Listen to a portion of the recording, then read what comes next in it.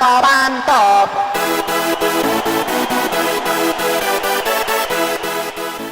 I want to thank you guys for your time. Thank you for Dave. Thank you for inviting me to come speak. And I remember when we talked on the phone, it was only like a week and a half ago.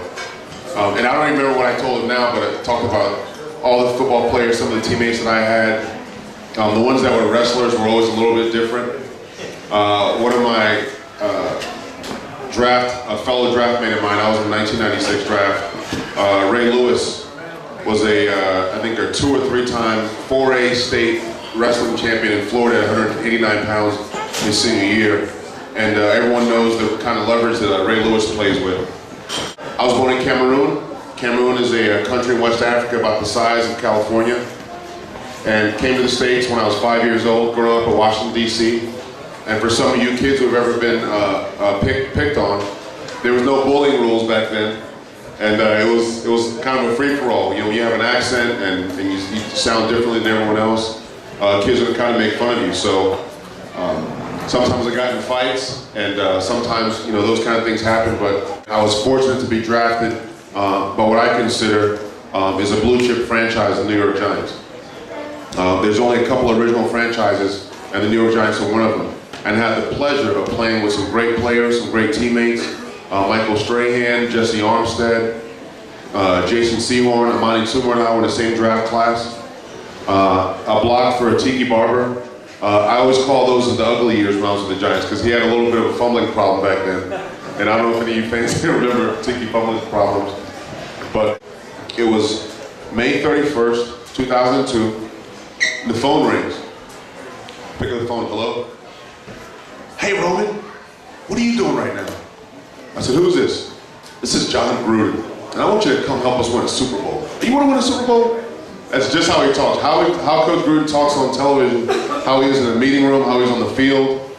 And he was a great coach, and it was a great year, and I wasn't promised anything.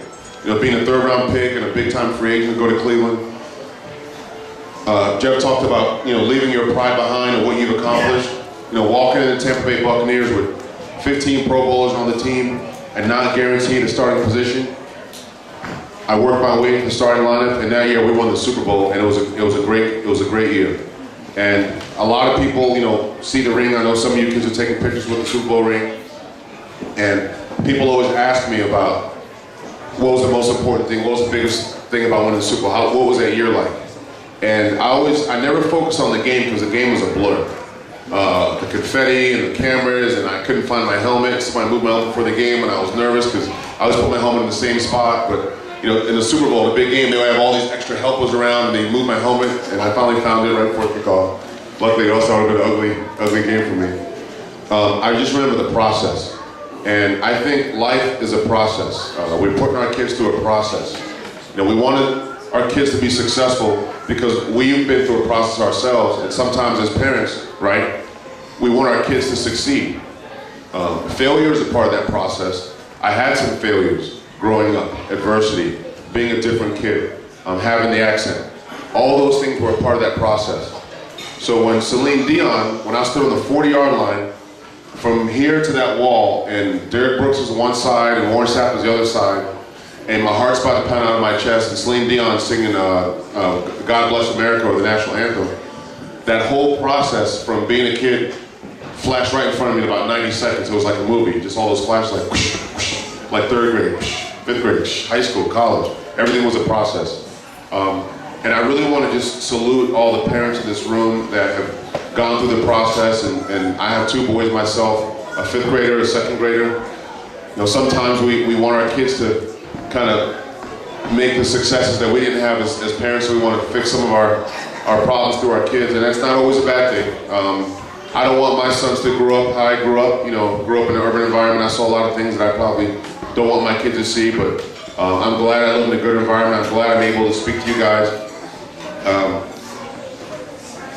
My last 4 years, I retired in 2008. My last 4 years, I was a part of the Eli Manning trade. I got traded from Tampa to San Diego.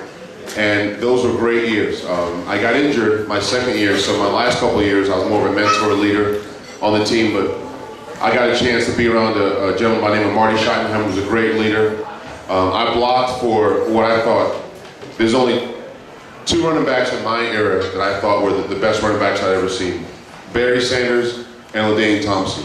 For that span that he was really good playing for the Chargers. I got a chance to block for him. And if anybody ever plays football, when you can stand in front of a guy and the running back run past you, it makes it a lot easier for those days when you were blocking a guy downfield, Tiki Barber fumbled the handoff. So LaDainian Thompson made my last couple years of my career very easy. And of all the groups, this isn't my opinion, this is research, of all the sports choices a parent and a child can make, wrestling is perhaps the best sport for overall physical development because it involves all muscle groups and requires the greatest balance of athletic skill. Not only does wrestling improve balance, speed, agility, intensity, but strengthens virtually all muscle groups from hips, legs, torso, all this other stuff. Obviously the mental aspect of wrestling. Being in a circle, and I can go on and on about the way Aristotle and all these people used to educate, and they always believed in the academic learning and then the physical learning, what you learn from one-on-one combat with men. I mean, these are boys, these weren't 20-year-old men, these are boys that started. How people were educated from day one. Wrestling parents get it, and wrestlers get it. There's a specific wrestling culture that I always appreciate. I didn't wrestle, I didn't get a chance to wrestle because when I threw that first shot put 40 feet, I was going to do indoor and I was going to do outdoor, and that was it for me. But my younger son wrestles. I live in Kenlawn. My younger son wrestles. My older son, who's in the 5th grade, is giving up indoor lacrosse, indoor soccer in the wintertime so he can do wrestling and play basketball in the same season. He just wants to practice the wrestling. He doesn't want to go to meets. And we realize the value of what wrestling does. Again, thank you for your time.